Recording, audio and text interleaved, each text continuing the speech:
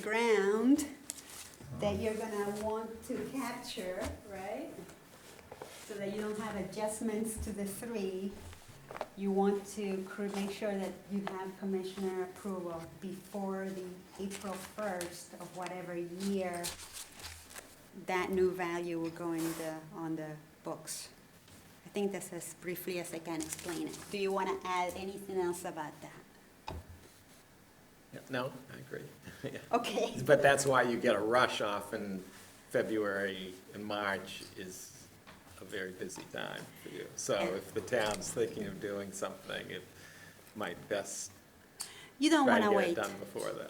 You don't want to I'm wait. assuming our process is the council just approves the submission of the application, and they do so here at a council meeting with the public hearing But, okay, let me- conducted with that.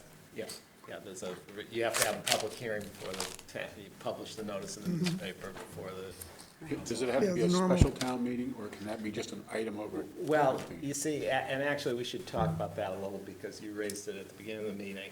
In Standish, the town charter says that the town council is the legislative body for almost every purpose except spending of, except budget, in effect. So in many cases, so it has much broader authority than a typical board of selectmen would have in a town.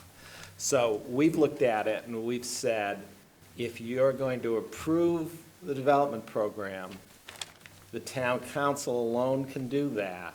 But then if you go to spend the TIF monies, that has to be part of your budget process. And in particular, if you're, and also if you're going over the 75,000 or bonding for part of the projects in advance of those tax revenues being received, that clearly requires voter approval also. But for essentially 95% of all purposes, the town council is the legislative body. So we've looked at it and said, if you're doing that, that's fine. If they were doing a credit enhancement agreement, that would need to go to town meeting referendum.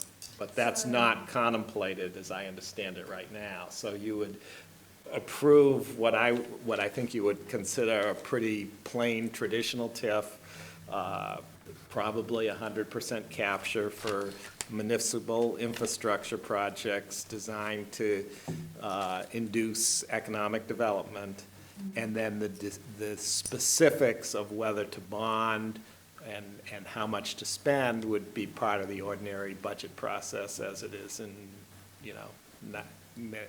many other towns. So.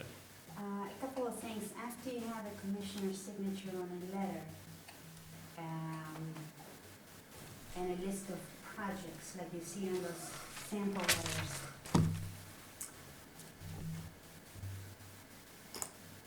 what projects you pursue is up to you. It doesn't mean that you have to execute all those projects or that you have to execute them in any particular order, unless you stipulated that in the development program. That's again where more flexibility comes in. I've gotten, some phone calls from various towns since I've been with the department where somebody will say, Smitty, the Board of Selectmen, is saying that they want to execute this project, but they haven't done this other project. And I don't think that's right, and so on. Your job, once you have a list of approved projects, is to do what you always do. Actually, I don't think I have the right to tell you what your job is, but you juggle the decisions as to what is best for the town at any given time, given the circumstances, the context of that time, right? It may be, in some cases, it's common that municipalities have a certain project on a list where I've actually have become aware that a certain road was paid by the state. And so the municipality did not need to do that with their TIF revenues. So the project in essence went away. And so maybe that allowed more TIF revenues for something else. Okay, I can give you another case of a municipality in terms of flexibility where I got a phone call one day from a senior selectman who said, I have spoken with him before, and said, "Hi, Smitty, I'm calling because we're ready to put a shovel in the ground. We have the contractor all lined up, and I think it was to do a fire station. And we're ready to go, and we just want to make sure it's okay, because it's in the development program. Can you tell me it's okay?" So, you're smiling. So I said, "Well, I don't know. Remind me again, what's the town, I'm sorry, what's the name of the district?" So I walk over, pull the file, "What page of your development program?"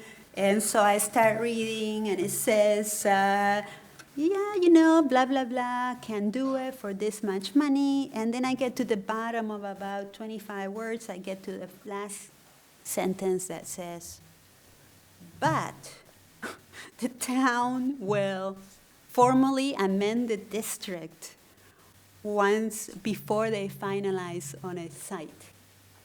So I kind of came to a screeching halt, and I said, "I've never seen that before. What is that?" He said, "I don't know." So we read it again, and I said, "As far as I can tell, you cannot proceed even though you may have a shovel ready, because you stipulated in your own development program that you will go through the public process and formally amend the district so that everybody in town will get to weigh in where you are going to put the fire station." And so he said, "Oh boy." And I said, "I think you need to call your attorney and let's see what he says. And if he disagrees, he'll call me back." And the answer was, they made it that specific, which again illustrates the flexibility of the program. That was their choice, so they had to go through the formal amendment in order to be able to proceed. And of course, that was one of those applications that we had to prioritize. Do we have to list every single project in advance that we plan to do? Or can we say, here's a representative projects that we want to pursue? We will do these, but not limited to. We may want to do other projects which fall in the authorized category. Okay, that's a very good question, thank you. If it's completely generic, I would ask for some details. So basically what I'm suggesting to people is that you include the magic words, including but not limited to. Yes. And you put in 3 very specific examples. Like, let's say if it's, streetscapes, road paving, grading, including but not limited to. And Lynn's parking lot. Boom, boom, boom. Right. Okay. Let's just make it easier for me to explain, actually.